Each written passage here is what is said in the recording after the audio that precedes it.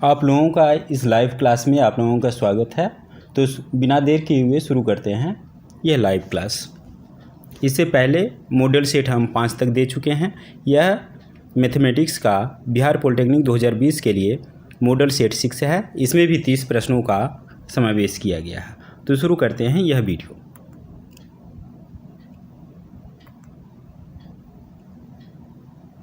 Question number 1 आपके सामने है।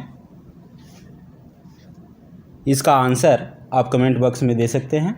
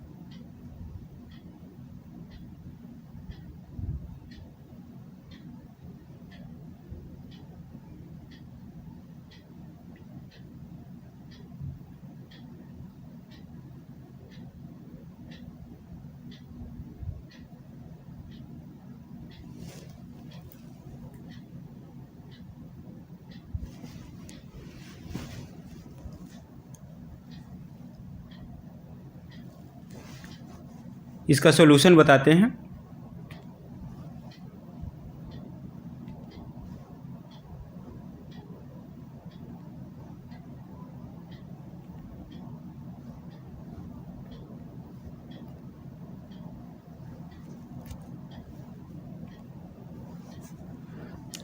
यूक्लिड थ्योरम हम लोग जानते हैं कि भाज्य बराबर होता है भाजक गुणे भागफल प्लस शेष। तो कह रहा है आर जो कि शेषफल है, शेषफल का मान जो होगा वह क्या होगा, वह 0 के बराबर होगा या उससे बड़ा होगा और भाजक से छोटा होगा, जो कि ऑप्शन डी में है। इसका सही जवाब ऑप्शन डी होगा।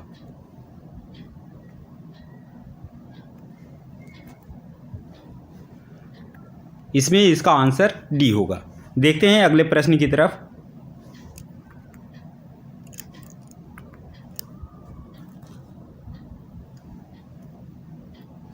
Question number 2।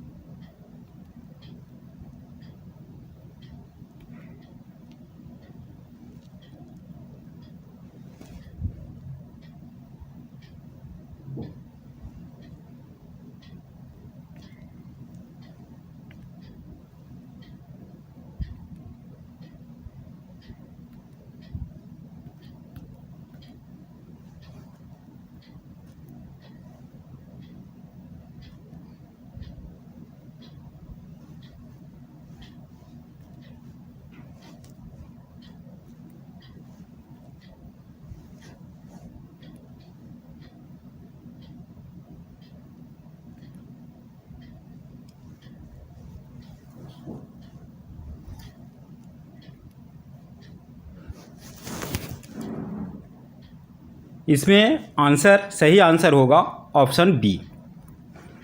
योज प्रतिलोम का मतलब होता है कि संख्या में क्या जोड़ा जाए। मान ली कि x जोड़ने पे इसका योगफल 0 आना चाहिए, तो x का वैल्यू आप निकाल सकते हैं, बाकी को दूसरी तरफ ले जाए तो ये हो जाएगा +13/+3, जो कि ऑप्शन बी में है। इसका सही जवाब ऑप्शन बी होगा।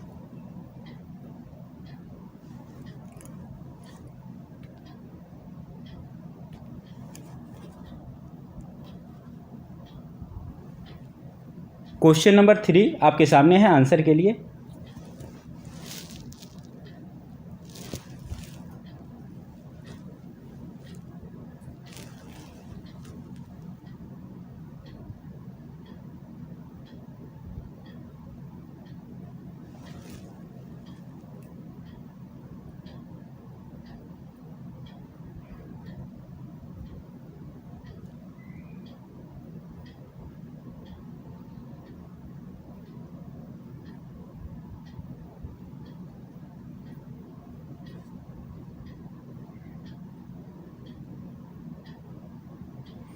ललन कुमार जी बता रहे हैं ऑप्शन बी सही आंसर होगा। और कोई कमेंट कीजिए। Only 10th math study point C बता रहे हैं।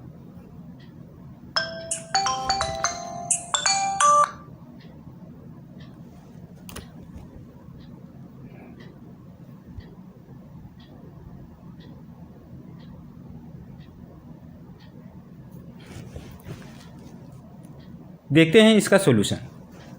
कह रहा है कि साइन एल्फा तथा कॉस एल्फा द्विघात बहुपद इसके मूल हैं, तो b² बराबर क्या होगा। यहाँ पे देखिए, जब इसके मूल हैं तो मूलों का योगफल अर्थात sine alpha plus cos alpha बराबर होगा -b/a।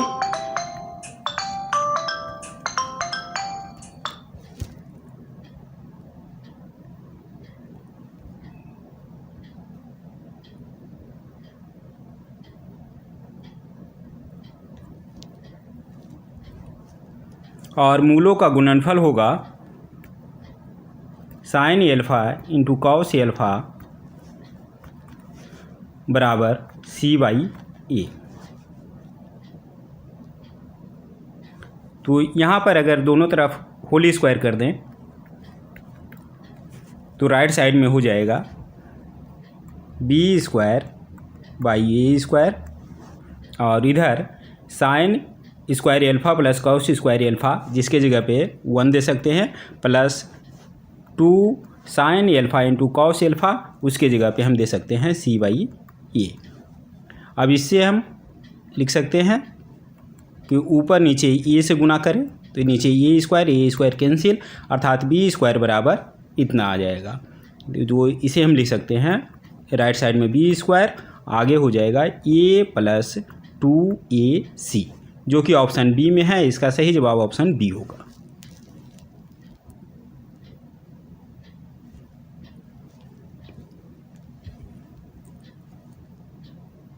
तो इस प्रश्न का हल होगा, आंसर होगा ऑप्शन बी।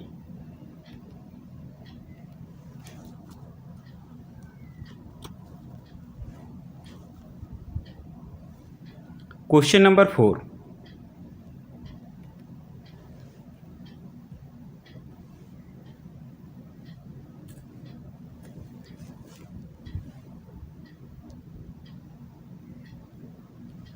यदि द्विघात समीकरण इतना के मूल समान हों तो कौन सी शर्त सही है।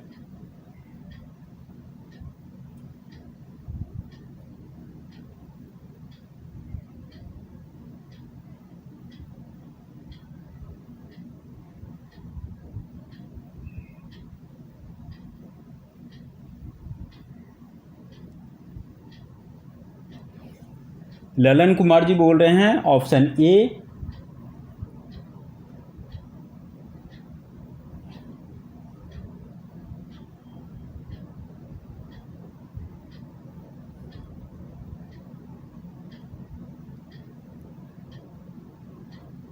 ओम प्रकाश ये बता रहे हैं, आदित्य कुमार सी, प्रश्न को हल करके बताइए।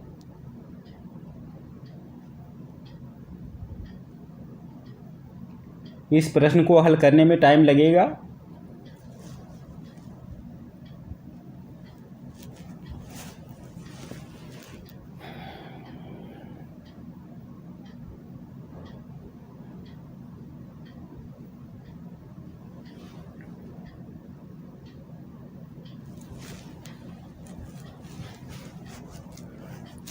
चलिए इसका हल बताते हैं।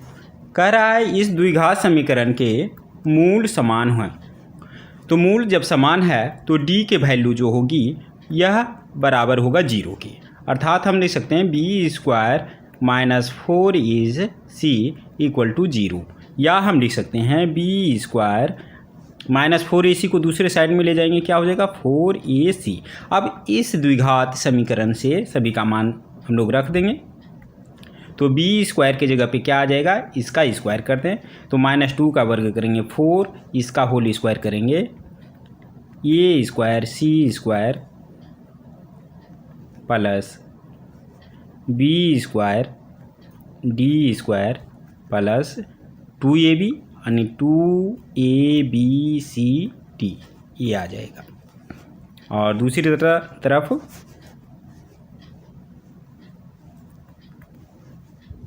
4ac के जगह पे आ जाएगा 4a के जगह पे a square plus b square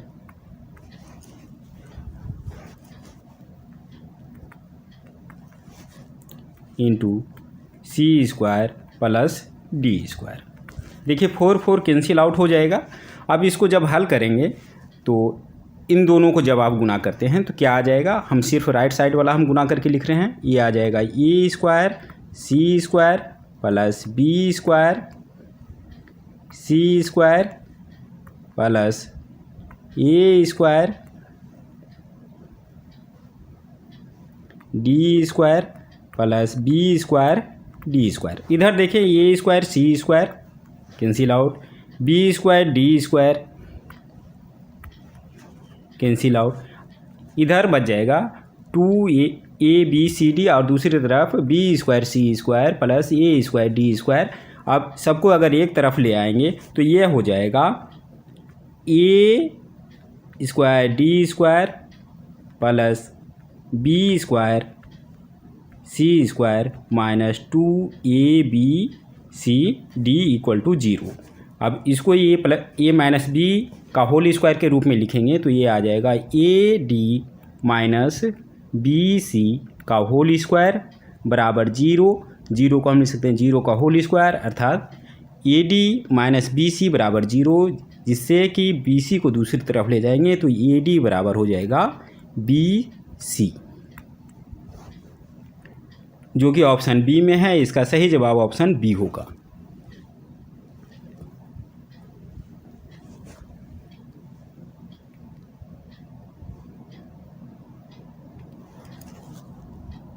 option B इसका सही जवाब।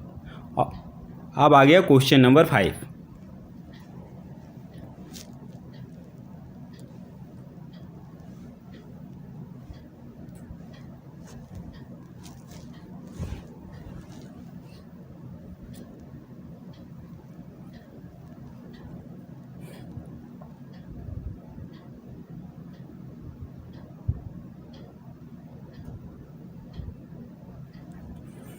यदि 31x प्लस 43y बराबर 117 तथा 43x प्लस 31y बराबर 105 तो x प्लस y का मान क्या होगा।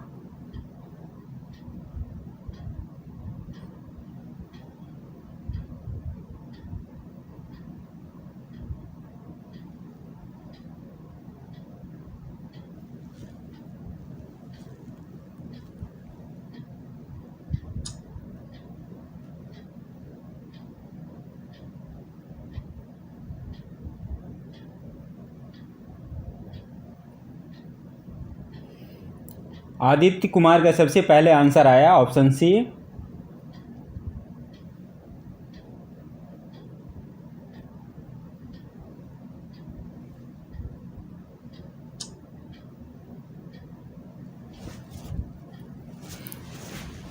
देखिए इसको ध्यान से देखें, 31x प्लस 43y।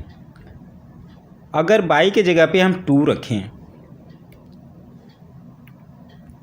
और x के जगह पे 1, तो 31 प्लस 43 का दुगना करेंगे 86 बराबर आ जाएगा 117। यही मान इसमें रखिए तो ये आ जाएगा 43 प्लस 31 गुने 2, ये 62 बराबर आ जाएगा 105। अर्थात x बराबर 1 और y बराबर 2 है। तो दोनों का योग कितना हो जाएगा 1 + 2 = 3, जो कि ऑप्शन सी में है। इसका सही जवाब ऑप्शन सी होगा।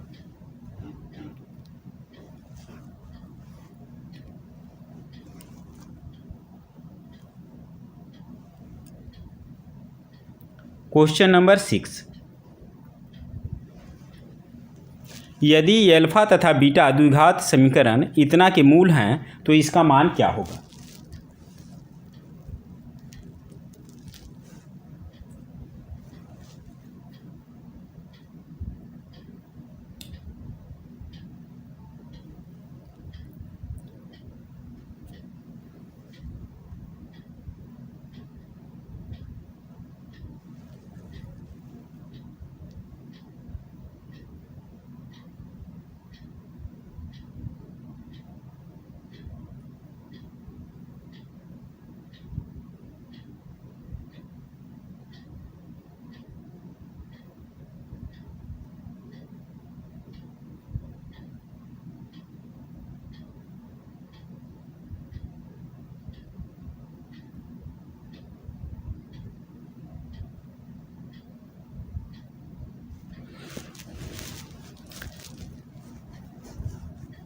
कह रहा है यदि अल्फा तथा बीटा द्विघात समीकरण इतना के मूल हैं तो मूलों का योग अर्थात alpha plus beta equal to क्या हो जाएगा -b/a।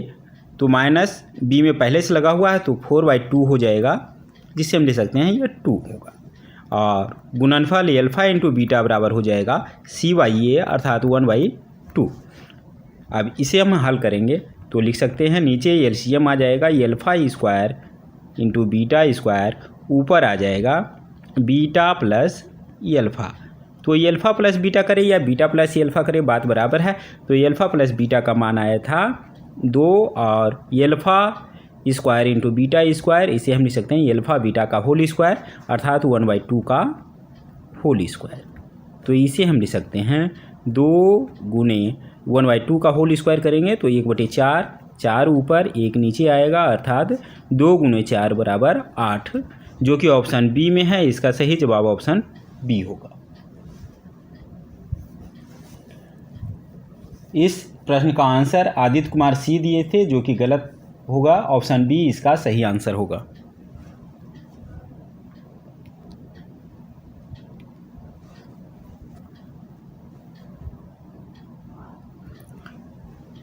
क्वेश्चन नंबर 7, यदि समीकरण इतना है तो x + 1/x का मान होगा।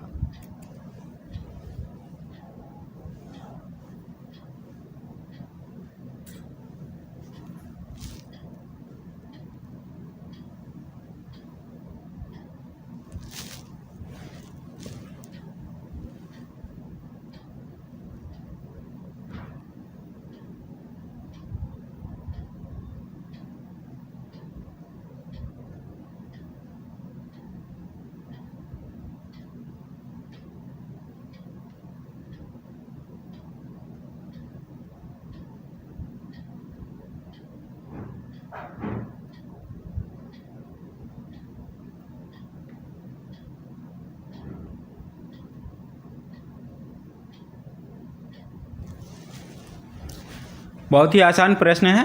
देखिए इसमें हम कर सकते हैं x² + 1 -5 को अगर बराबर की दूसरी तरफ ले जाएं तो ये +5x हो जाएगा। अगर इस x को हम आगे ले आएँ तो ये डिवाइड हो जाएगा x² + 1/x, जिसे हम लिख सकते हैं x² + 1/x = 5। एक्स स्क्वायर, नीचे एक्स स्क्वायर इसका कैंसिल हो जाएगा, क्या बचेगा x plus 1/x equal to 5। यही पूछा जा रहा है कि x प्लस 1/x बराबर क्या होगा, तो इसका मान 5 होगा, जो कि ऑप्शन डी में है। इसका सही जवाब ऑप्शन डी होगा।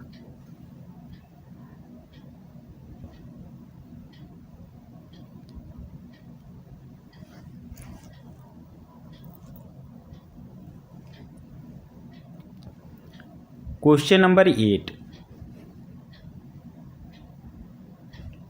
यदि प्रथम n पदों का योगफल किसी समांतर श्रेणी के लिए इतना है तो इसका 25वां पद क्या होगा।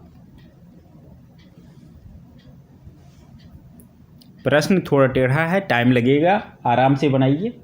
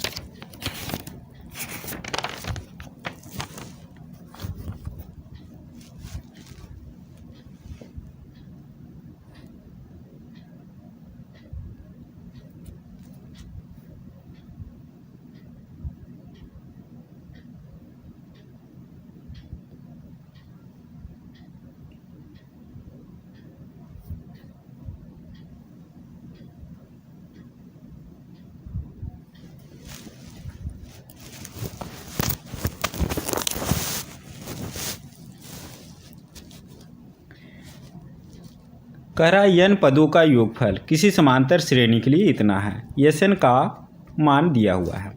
तो हम इसमें से 25वां पद को हम लिख सकते हैं, यह बराबर होगा S25, यानी 25 पदों का योग में से हम घटा दें 24 पदों का योग। तो देखिए S25 का मान क्या हो जाएगा, n के जगह पे 25 रख दें तो यह बराबर हो जाएगा 325 का स्क्वायर बटे 2 प्लस 5 इंटू 25 बटे 2 माइनस 24वां पद, तो 324 का स्क्वायर बाई 2 प्लस 324 बाई 2। अब इसको जब माइनस करेंगे, ब्रैकेट अगर तोड़ते हैं तो आगे वाला भी ये भी माइनस में आ जाएगा, ये भी माइनस में आ जाएगा। तो देखें ये दोनों को एक साथ लिखें तो इसमें कॉमन क्या हो जाएगा, 3/2 और अंदर बच जाएगा 25 स्क्वायर माइनस 24 स्क्वायर। तो 25 का वर्ग माइनस 24 का वर्ग, इसको जब हम हल करेंगे तो ये आ जाएगा 49 प्लस, देखिए इसमें है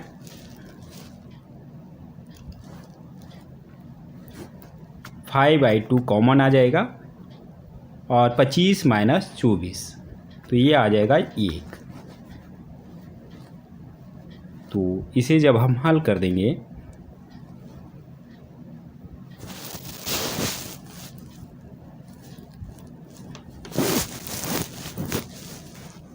तो 3 गुने 49 करेंगे तो यह आ जाएगा 147, नीचे एलसीएम 2 ले लें प्लस 5 बराबर आ जाएगा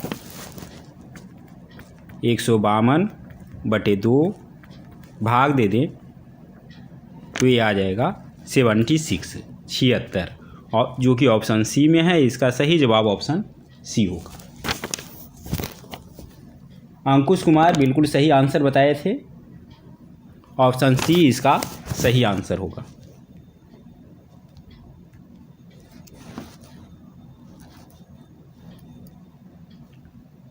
क्वेश्चन नंबर 9,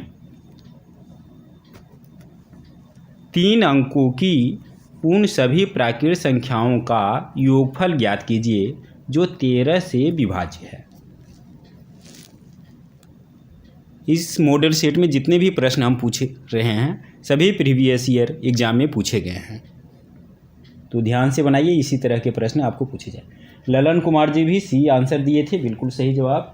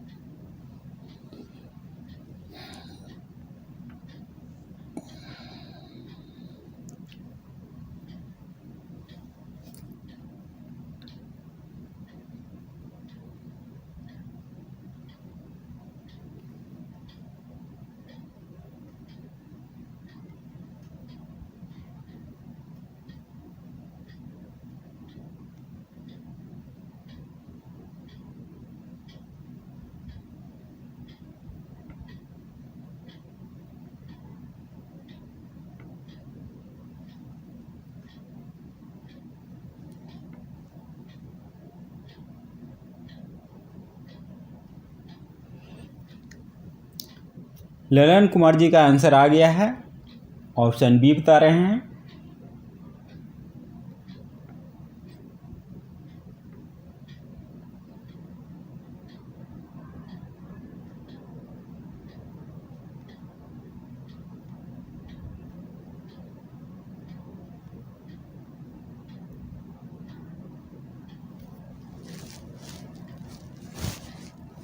देखते हैं इसका आंसर।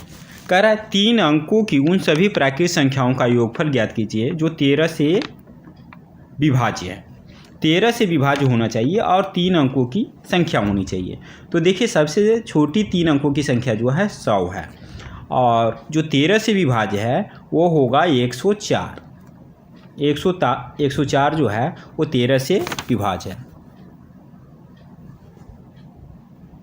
यह होता है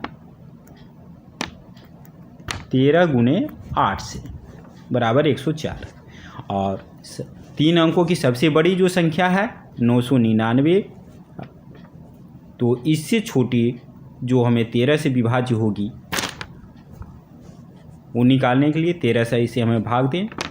13 सते 91, 89, 13 छः का 78, ये हो जाएगा 1, अर्थात इसमें से 11 घट जाएगा जो 988 होगा। तो 13 गुणे 76, तो अंतिम संख्या जो होगा 988 और प्रथम संख्या होगा 104। तो हम जानते हैं एक फार्मूला कि अगर अंतिम संख्या और प्रथम संख्या मालूम हो तो उसका योग जो होता है SN बराबर प्रथम पद प्लस अंतिम पद बटे पदों की संख्या।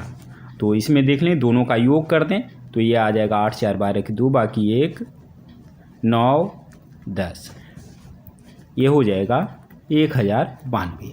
और कितने पद होंगे तो 76 में से हम 8 से तो शुरू है, इसमें हम 7 घटा दें।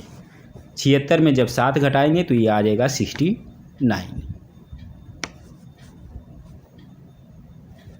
नहीं सॉरी, इसका प्रथम पद प्लस अंतिम पद बटे 2 गुणे पदों की संख्या n से मल्टीप्लाई होता है 2 गुणे 69 करेंगे।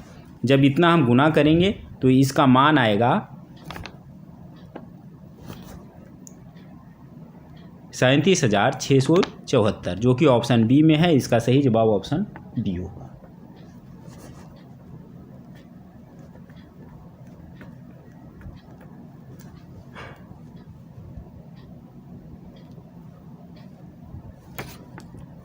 इसका आंसर होगा ऑप्शन बी। अगला प्रश्न क्वेश्चन नंबर 10, किसी समांतर चतुर्भुज की भुजाओं के मध्य बिंदुओं को क्रमवार मिलाने से बना चतुर्भुज होगा। यह कैसा चतुर्भुज होगा?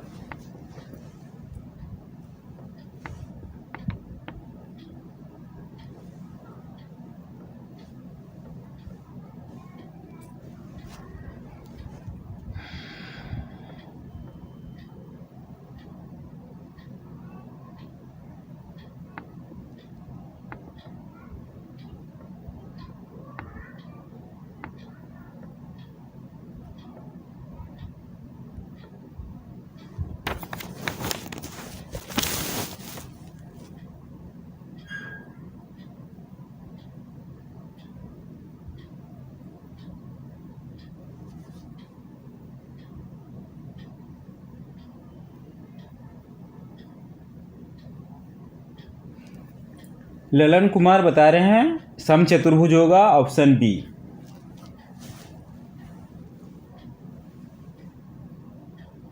आदित्य कुमार ऑप्शन ए बता रहे हैं वर्ग होना चाहिए।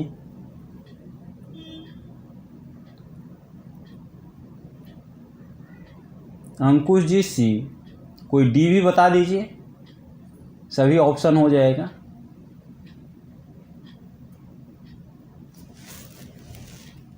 हाँ, ओनली फॉर माई वीडियोज, ये डी भी बता दिए। चलिए ABCD सभी आ गया, इसका अब सही आंसर मैं बताता हूँ।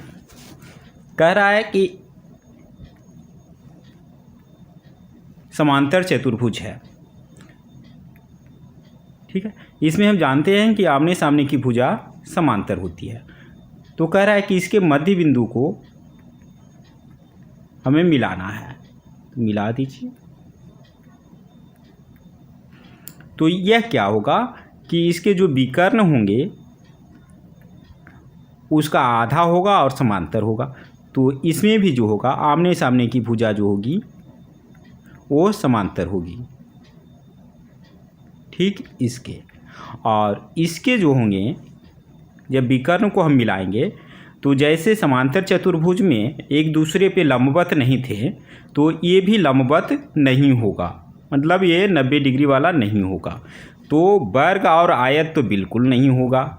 समचतुर्भुज की बात रही, ये भी नहीं होगा, क्योंकि समांतर चतुर्भुज वर्गाकार इस तरह का भी हो सकता है, ऐसे भी होगा।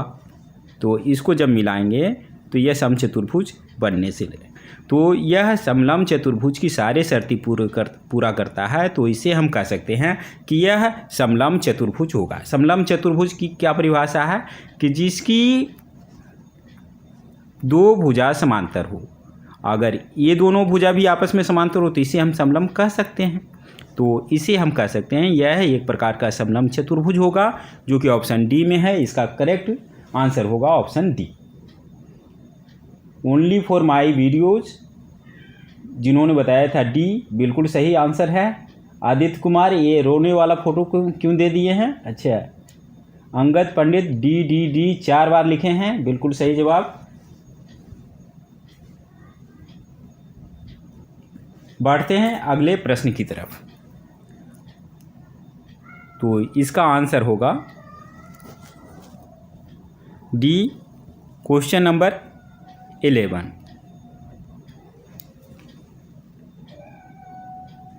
संलग्न चित्र में डी समांतर है BC के और AD बटे DB बराबर 3/5।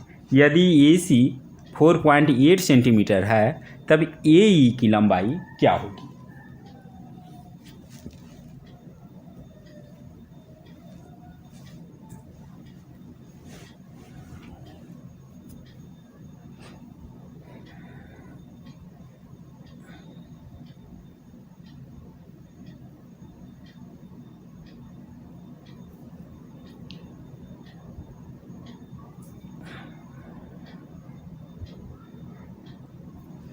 हिमांशु कुमार करें 11 का ए।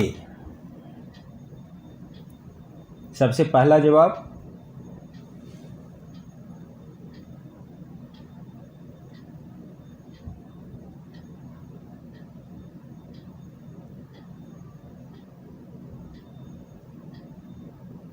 ललन जी, आपका भी ऑप्शन ए।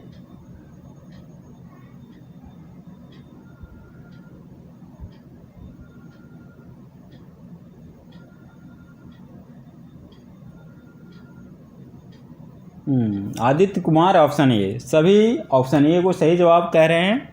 देखते हैं इसका हल। करा ए डी 3 भाग है और डी भी 5 भाग है। अगर हम बात करें ए से बी तक की पूरा भाग तो 3 + 5 हो जाएगा।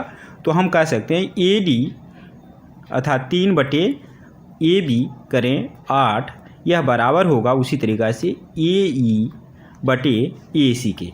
AC की लंबाई हमें दिया हुआ है 4.8, तो इससे हमें AE का मान मिल जाएगा 3 × 4.8/8।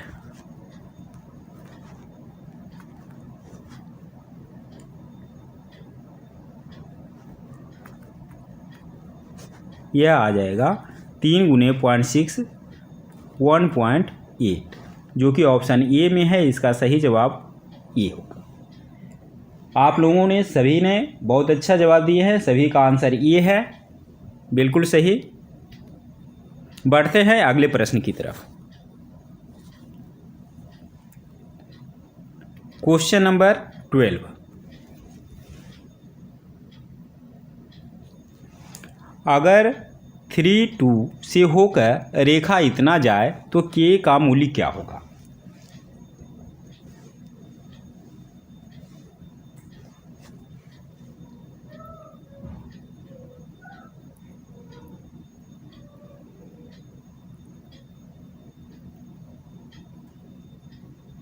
बहुत जल्दी जवाब अंकुश कुमार का आया है, ऑप्शन सी।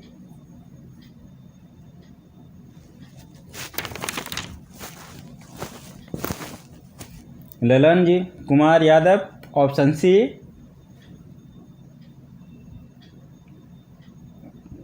मुकेश कुमार सी। अच्छा, 4 बार सी लिखे हैं। अच्छा,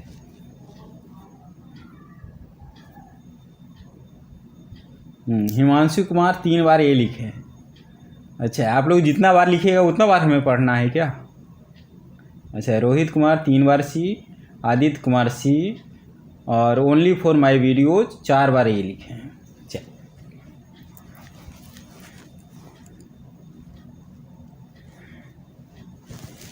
कह रहा है कि अगर 3-2 से होकर ये रेखा जा रही है तो के का मूल्य क्या होगा? अर्थात 3-2 इस समीकरण को संतुष्ट करेगा, अर्थात x के जगह पे 3 और y के जगह पे 2 रखने पे ये समीकरण संतुष्ट होना चाहिए। तो x के जगह पे 3 रखें तो 3 × 3 9 हो जाएगा, माइनस k × y के जगह पे 2 तो 2y = 5। y को एक तरफ ले जाए, 2y = 9, 5 को आगे ले आए तो ये हो जाएगा 4, 2 को आगे ले जाए डिवाइड हो जाएगा, अर्थात y = 2 आएगा, जो कि ऑप्शन सी में है। इसका सही जवाब ऑप्शन सी होगा। आप लोगों ने करीब करीब सभी लोगों ने ऑप्शन सी बताया है, इसका सही जवाब ऑप्शन सी होगा।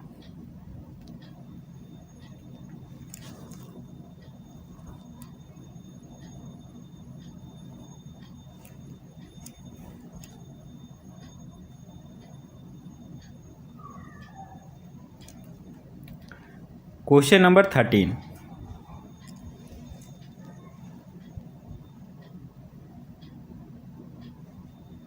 इतना बिंदुओं द्वारा रचे गए त्रिकोण का क्षेत्रफल कितना होगा?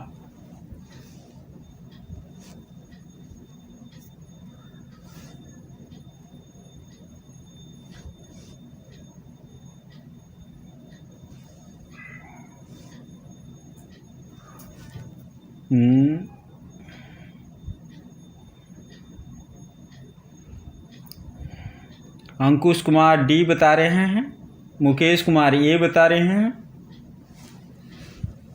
कमल राज इससे पहले डी पिछला का आंसर बताए थे कि इसका पता नहीं।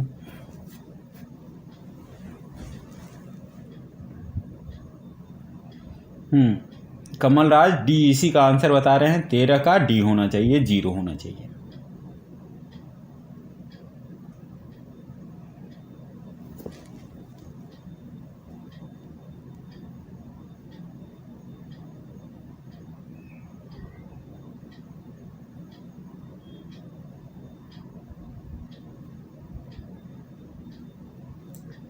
रजनीश कुमार ए बता रहे हैं। कमल राज जी आपका डी है, बिल्कुल देख लिए कमेंट में। ललन कुमार जी बी बता रहे हैं। अच्छा,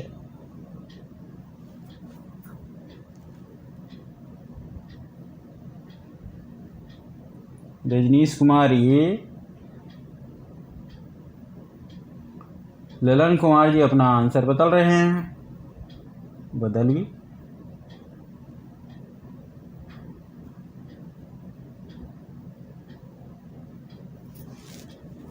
चलते हैं इस प्रश्न को सॉल्यूशन की तरफ। देखिए, जब शीर्षों के नियामक दिए हुए हैं तो इसका क्षेत्रफल का सूत्र हम जानते हैं 1/2 x1 के जगह पे यहाँ पे हो जाएगा e into by 2 minus by 3। तो क्या हो जाएगा c plus a minus a minus b। उसी तरीक़े से प्लस बाई 2 के जगह पे b into by 3 minus by 1। तो क्या हो जाएगा a plus b minus b minus c। और इसी तरह x3 c और गुना होगा, नीचे लिखते हैं b plus c minus c minus e। यही इसका क्षेत्रफल होगा, एरिया होना चाहिए। तो आप देखें a प्लस में a माइनस में कैंसिल, उसी तरह b प्लस में b माइनस में c प्लस c माइनस। तो आप देखिए सबको अगर गुना कर दें तो हमारा आ जाएगा 1/2 AC माइनस AB, इससे आ जाएगा।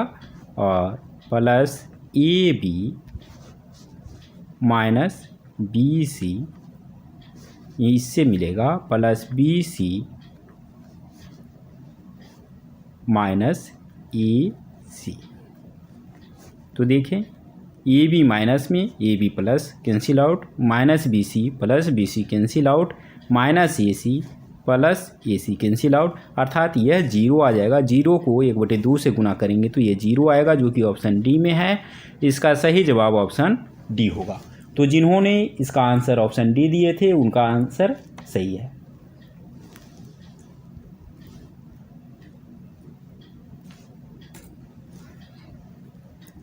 बढ़ते हैं अगले प्रश्न की तरफ। इसका आंसर ऑप्शन डी होगा 13 का। क्वेश्चन नंबर 14,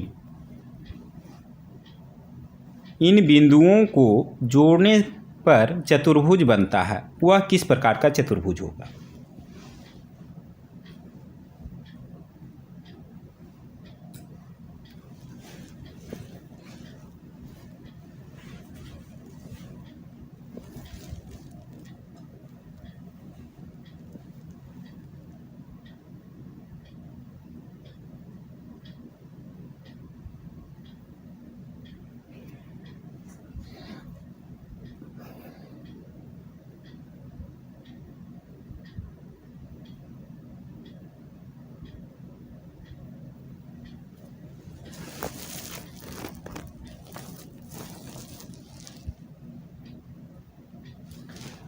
रोहित सागर बी, जल्दी में बताने की ज़रूरत नहीं, इत्मीनान से इसकी भुजा की लंबाई, विकर्ण की लंबाई निकाल करके बताइए। सभी तुक्केबाजी लगा रहे हैं।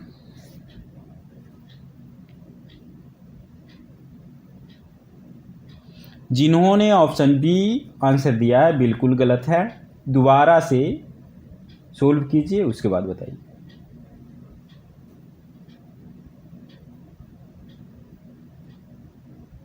हिमांशु कह रहे हैं सर क्लास कब से स्टार्ट होता है? जनरली जब मुझे मौका मिलता है 6:30 बजे शाम को स्टार्ट करता हूँ।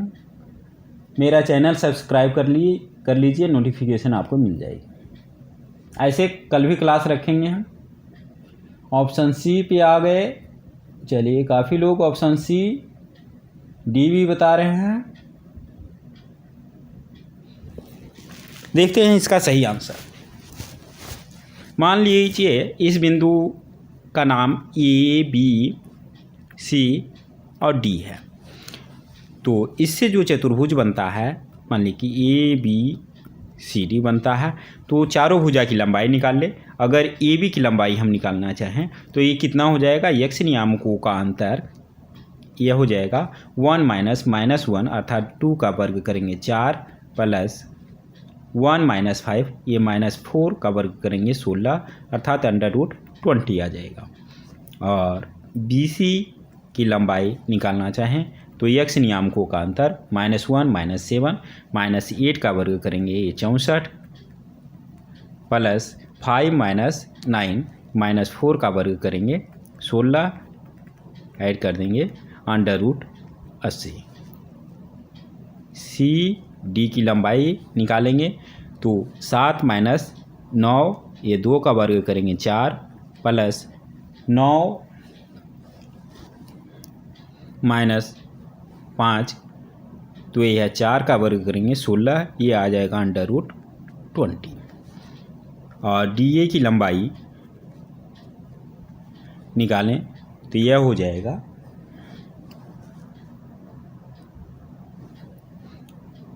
9 में से 1 माइनस करेंगे 8 का वर्ग करेंगे 64 प्लस 5 में से 1 माइनस करें 4 का वर्ग करेंगे 16, ये √80। इससे हमें मिल गया कि आमने सामने की भुजा बराबर है। तो आमने सामने की भुजा बराबर है तो ये कौन कौन सा हो सकता है? समांतर चतुर्भुज भी हो सकता है और आयत भी हो सकता है। ये दोनों अभी कैंसिल आउट। वर्ग और समचतुर्भुज जिन्होंने बताया वो गलत है। तो अब आयत और समांतर चतुर्भुज क्या होगा? तो इसके लिए हमें विकर्ण निकालना होगा। तो विकर्ण कौन सा होगा? ए सी और बी डी की लंबाई निकालना होगा। तो ए सी की लंबाई हम निकालें ए और सी से यक्स नियामकों का अंतर 1 - 7 करेंगे 6 का वर्ग करेंगे 36 प्लस 1 - 9 8 का वर्ग करेंगे 64, ये आ जाएगा √100। उसी तरीक़ा से बी डी की लंबाई -1 - 9 यह 10 आ जाएगा। 10 का वर्ग करेंगे 100 प्लस 5 - 5 ये 0 का वर्ग करेंगे 0, यह भी आ जाएगा 100। तो देखिए जब इसके विकर्ण है तो हम जानते हैं कि आयत में विकर्ण बराबर होते हैं और समांतर चतुर्भुज में नहीं। तो समांतर चतुर्भुज नहीं होगा, कौन होगा? आयत होगा। तो जिन्होंने भी ऑप्शन सी ऑप्शन बताया है सही आंसर, वही सही आंसर है। ऑप्शन सी आयत सही आंसर होगा। आशा है इस प्रश्न का सॉल्यूशन आप लोगों को समझ में आ गया होगा। ऑप्शन सी सही आंसर।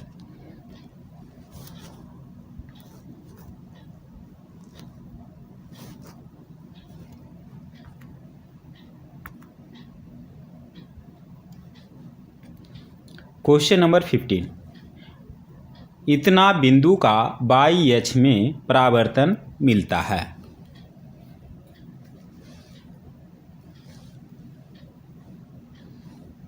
इस मॉडल सेट में जितने भी प्रश्न पूछे गए हैं सभी प्रीवियस ईयर के प्रश्न पत्रों से लिया गया है। तो देखिए इसी तरह का क्वेश्चन आप लोगों के एग्जाम में भी पूछेगा।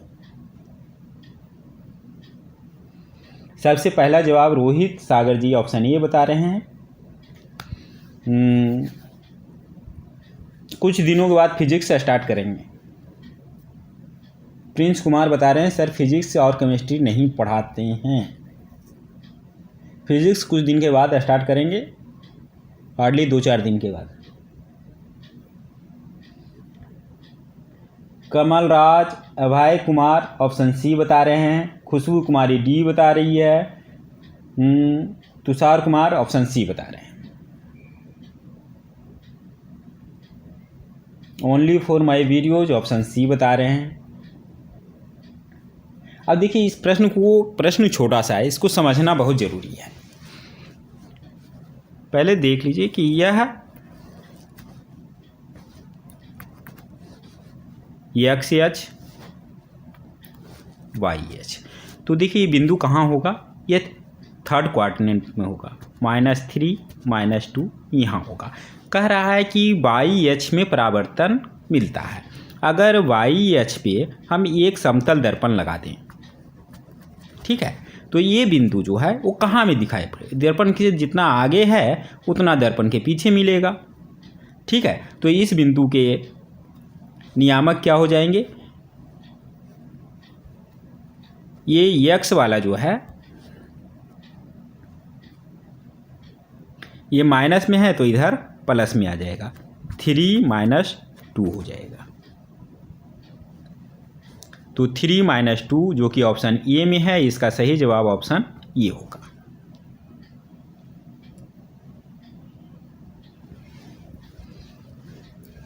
इस तरह के प्रश्न कई बार पूछे जाते हैं।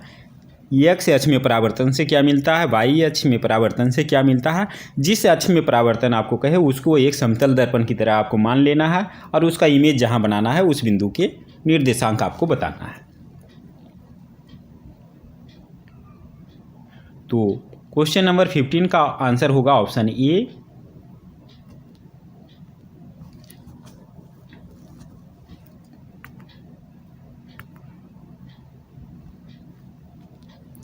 क्वेश्चन नंबर 16, यदि tan थीटा बराबर a/b तो इसका मान क्या होगा।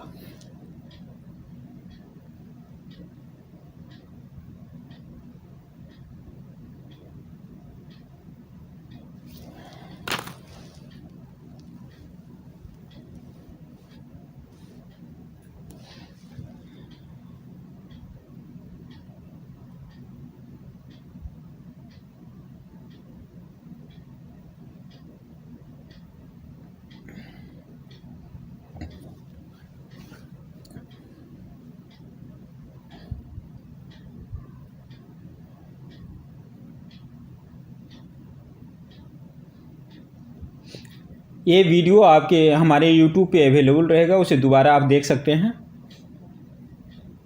क्वेश्चन नंबर 15 आप फिर बाद में जब ये सेशन ख़त्म हो जाए तो आप देख सकते हैं आराम से। देखिए काफ़ी लोगों का इस प्रश्न में जवाब आ गया। कई लोग ऑप्शन बी बता रहे हैं, कई ए भी बता रहे हैं।